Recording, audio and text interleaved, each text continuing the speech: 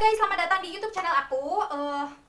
Di video kali ini aku akan menjelaskan tentang aplikasi Profit Anywhere. Contohnya ada remaining limit, ada cash balance, karena ada beberapa pertanyaan yang ingin dijelasin gitu. Remaining limit apa, cash balance apa gitu. Oke, nanti aku akan membuat video tentang aplikasi ini menjadi beberapa part. Mungkin ada 3 part. Yang part pertama ini aku akan bahas tentang portofolio. Nanti yang kedua bakal menu info, yang ketiga account. Karena aku nggak mungkin ya membuat satu video tentang satu aplikasi, itu bakal panjang banget. Dan ini aku membuat video ini tuh sepemahaman aku. Jadi mohon maaf kalau ada yang lebih tahu, lebih mengerti, tapi aku ada kesalahan. Oke, langsung aja tonton video ini sampai selesai. Tapi jangan lupa like, comment, dan subscribe. Oke, aku akan bahas bagian portofolio. Pertama itu ada IHSG. IHSG itu indeks harga saham gabungan. Ini merupakan indeks harga semua saham yang tercatat di Bursa Efek. Lalu di sebelah kanannya itu ada IDR. IDR itu nilai tukar rupiah terhadap dolar. Lalu di bawahnya ada buy, sell, stop loss, trailing stop, buy acceleration, dan sell acceleration. Buy itu untuk membeli, sell itu untuk menjual, stop loss itu untuk membatasi kerugian, trailing stop itu untuk menjual saham secara otomatis. Lalu di sini ada buy acceleration dan sell acceleration. Sebenarnya aku belum begitu paham tentang buy acceleration dan sell acceleration ini, jadi aku nggak akan menjelaskan. Lalu di bawahnya ada cash position. Di sini ada remaining limit. Remaining limit merupakan limit online trading yang dapat digunakan. Jadi, remaining limit itu sisa dana yang dapat digunakan untuk transaksi membeli saham. Lalu di bawahnya ada cash balance. Cash balance merupakan total dana nasabah yang ada di RDN atau broker. Jadi, antara remaining limit dan cash balance itu biasanya nilainya sama. Lalu di bawahnya ada cash at broker. Cash at broker yaitu hutang atau piutang nasabah di broker. Jadi biasanya setelah membeli saham, nanti di cash at broker itu nilainya minus seharga saham yang dibeli. Itu bukan berarti kalian hutang, tapi nilai minus tersebut sebagai pengurang dana pada cash balance. Begitupun kalau kalian menjual saham tersebut.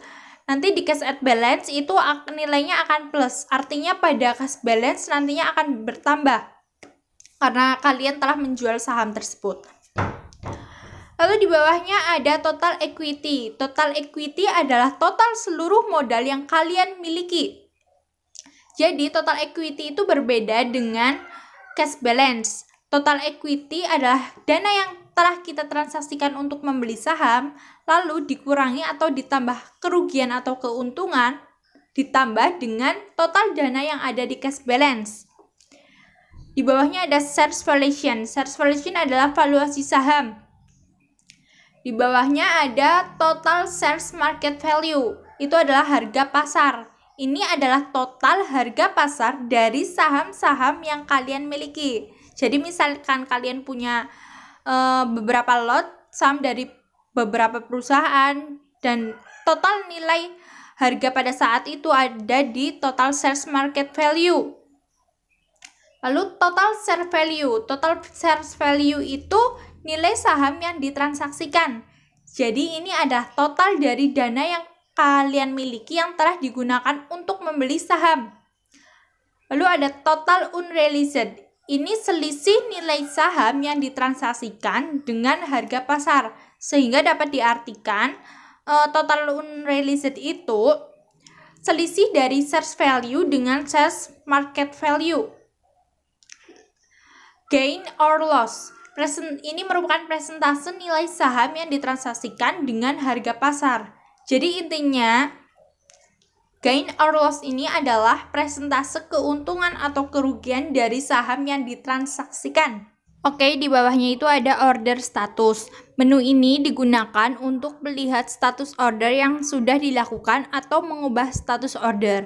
Jadi, misalkan kalian akan membeli, nanti transaksinya akan masuk ke open buy, dan setelah transaksinya selesai akan masuk ke down buy. Begitu juga kalau kalian menjual, nanti transaksinya akan masuk ke open sell, dan setelah transaksi penjualannya selesai akan masuk ke down sell. Lalu di bawahnya ini ada fund instruction. Fund instruction ini digunakan untuk mengkonfirmasi deposit atau transfer ke pihak minta cross sekuritas. Jadi misal kalian akan mendepositkan uang, kalian bisa mengisi cash deposit dulu, dan jika kalian akan mentransferkan uang dari RDN ke rekening kalian, kalian juga harus mengisi cash transfer. Lalu di bawahnya ini ada automated order. Automated order itu ada stop loss and trailing stop, seperti yang sudah saya jelaskan di atas tadi. Stop loss itu untuk membatasi kerugian, dan trailing stop itu untuk penjualan secara otomatis. Nanti lain kali akan saya bahas di video berikutnya tentang tutorial stop loss dan trailing stop, jadi tunggu aja. Oke, segini dulu video dari aku. Semoga bermanfaat. Nanti berlanjut di part 2 dan part 3. Jadi jangan lupa like, comment,